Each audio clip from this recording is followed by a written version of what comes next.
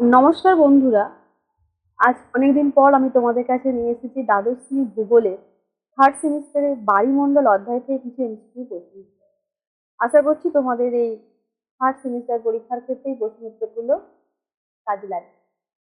তো বন্ধুরা, তোমাদের কাছে আমার একটাই কথা বলার, আমি যে এই ভিডিওগুলো নিয়ে আসি তোমাদের জন্য, তো একটা ভিডিও যখন বানাই তাতে অনেক পরিশ্রম করতে হয়। সেই পরিশ্রমটা তখনই সফল হয় যদি তোমরা এই ভিডিওতে উপকৃত হও বা আমাকে এইসব জানিয়ে এটা কমেন্ট বক্সে ফিডব্যাক জানাও। এটা জানলে আমারও ভালো লাগে বা আমারও ও যে এইসব বিষয়ের উপরে ভিডিও বানাতে ভালো লাগে। কিন্তু তোমাদের কাছ থেকে যদি কখনো আমি ফিডব্যাক না পেয়ে থাকি, তাহলে কিন্তু আমার এই সাবজেক্টে কোন সাবজেক্টের উপরে আমি তোমাদেরকে ভিডিও বানিয়ে দেবো বা কোন সাবজেক্টে কোন প্রশ্নের উত্তর তোমাদের জানার দরকার আছে, সেগুলো বুঝতে পারি না, অসুবিধা হয়। তো বন্ধুরা, তোমাদের কাছে আমার রিকোয়েস্ট, তোমরা প্লিজ কিছু জানার থাকলে আমাকে অবশ্যই কমেন্ট বক্সে কমেন্ট করে জানিও। তাহলে আজকে আমি শুরু করি এই থার্ড সেমিস্টার ভূগোলে বায়ুমণ্ডল অধ্যায় থেকে এমসিকিউ প্রশ্ন উত্তর নিয়ে। আমি আশা করছি তোমাদের যে সাবজেক্টের যে বিষয়ে প্রশ্ন উত্তর জানার থাকবে আমাকে অবশ্যই জানাবে। সমুদ্রের তলদেশে গঠন কার্যে কোন প্রক্রিয়াটি সর্বাধিক সক্রিয়?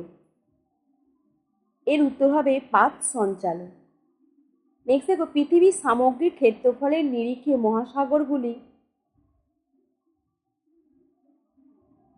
মহাসাগরগুলি কত শতাংশ জল ধারণ করে রয়েছে? এর উত্তর 70.1%। সমুদ্রে নিমজ্জিত মহাদেশের ভূখণ্ড প্রান্তীয় অংশটিকে কি বলা হয়? উত্তর মহীশ সোপান। নেক্সট দেখো, মহীশ সোপান অঞ্চলে গড় গভীরতা কত?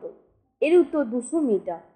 এরপর সামুদ্রিক অঞ্চল বরাবর মহাদেশগুলির প্রকৃত শেষ সীমাটির নাম কি? এর উত্তর মহীঢাল। এরপর সমুদ্র তলদেশে সর্বাধিক স্থান অধিকার করে রয়েছে কে? এর উত্তর হবে গভীর সমুদ্রের সমভূমি। 7 নম্বরে নিম্নোক্ত কোন মহাসাগরে অধিক সংখ্যক সমুদ্রখাত রয়েছে? এর উত্তর হবে প্রশান্ত মহাসাগর। এরপর প্রশ্ন আছে, দেখো, এরপর হলো সমুদ্রের গভীরতা পরিমাপক যন্ত্রের নাম কি? এর উত্তর হবে দেখো ইকো সাউন্ডার। এরপর যে সমুদ্রের তলদেশের সাথে যুক্ত নয় এরকম একটা অংশের নাম, এর উত্তর হবে বেসিন। এরপর সমুদ্রের গভীরতা পরিমাপের এককের নাম কি? এর উত্তর হবে ফ্যাদম। এরপর সমুদ্রের জলে শব্দের গতিবেগ প্রতি সেকেন্ডে কত মিটার? এর উত্তর হচ্ছে 1475 মিটার। এরপর পৃথিবীর গভীরতম সামুদ্রিক খাতটির নাম কি? এর উত্তর মারিয়ানা খাত। 14 নম্বর প্রশ্ন দেখো, মহাসাগরে 6000 মিটারের অধিক গভীরতার অংশগুলিকে কি বলা হয়? এই প্রশ্নের উত্তর হ্যাডল। এরপর প্রকৃতিগত দিক থেকে মহীশ সোপান অঞ্চলটি কটি অংশে বিভক্ত? 2টি অংশে বিভক্ত। এরপর প্রশান্ত মহাসাগরে গড় গভীরতা কত? 4200 মিটার। আটলান্টিক মহাসাগরের গভীরতম অংশটির নাম কি? এর উত্তর হবে দেখো পুর্তিয়নিকোর খাত। এরপর জাপান খাদের গভীরতম অংশটির নাম কি? এর উত্তর হবে রামপো ডিপ। গ্র্যান্ড ব্যাংক, ডগার্স ব্যাংক প্রভৃতি কোন ধরনের ভূমিরূপ? এরা এক একটা মগ্ন চড়া। এরপর মধ্য আটলান্টিক শৈলশিলার আকৃতি ইংরেজি কোন অক্ষরের ন্যায়? এস অক্ষরের ন্যায়। সমুদ্রের গভীরতা মাপ করা হয় যে জাহাজের সাহায্যে, তার নাম কি? চ্যালেঞ্জার। এরপর প্রশান্ত মহাসাগরের সাঙ্গোয়া দ্বীপের দক্ষিণে যে খাদরা রয়েছে তার নাম কি? টোঙ্গা। এরপর মহাসাগরের প্রান্তবর্তী দ্বীপমালার আকৃতি অনেকটা কিসের মতো দেখতে হয়? ধনুকের মতো। এরপর দেখো, কিউরাইল সমুদ্রখাতের গভীরতম অংশটির নাম কি? এর উত্তর হবে ভিটিয়াস দ্বীপ। এরপর দেখো, ভারত মহাসাগরে অন্তর্গত নয় এমন একটি শৈলশিলার নাম। এর উত্তর হবে ক্যারোলিন সলোমন শৈলশিলা।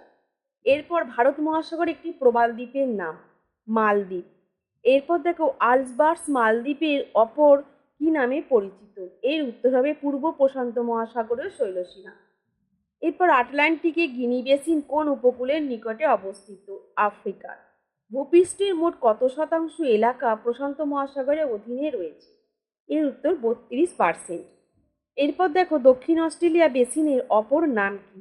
Jefferies basin. এরপর আধুনিক সমুদ্রের তলদেশে ম্যাপিং ব্যবহৃত প্রযুক্তিটির নাম কি? এর উত্তর হবে সোনার।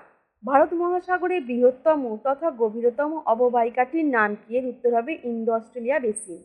এরপর বিশ্বের দীর্ঘতম মহাসাগরীয় পর্বতশ্রেণী কোনটি? এর উত্তর হবে মধ্য আটলান্টিক রিজ। এরপর দেখো গভীর সমুদ্রের প্রথম অনুসন্ধানকারী সাবমেরিনের নাম কি? এর উত্তর ট্রিসেট। এরপর সর্বাধিক পরিমাপে মহীসোপান কোন মহাসাগরে অবস্থিত? আটলান্টিক মহাসাগরে। এরপর পৃথিবীর গভীরতম সাগর কোনটি? এর উত্তর প্রশান্ত মহাসাগর। নেক্সট দেখো গভীর সমুদ্রে তাপমাত্রা সাধারণত কত হয়? 0 থেকে 3 ডিগ্রি সেন্টিগ্রেড। তাহলে বন্ধুরা আজকে এই পর্যন্তই, আবার দেখা হবে পরবর্তী বিষয় নিয়ে। ধন্যবাদ।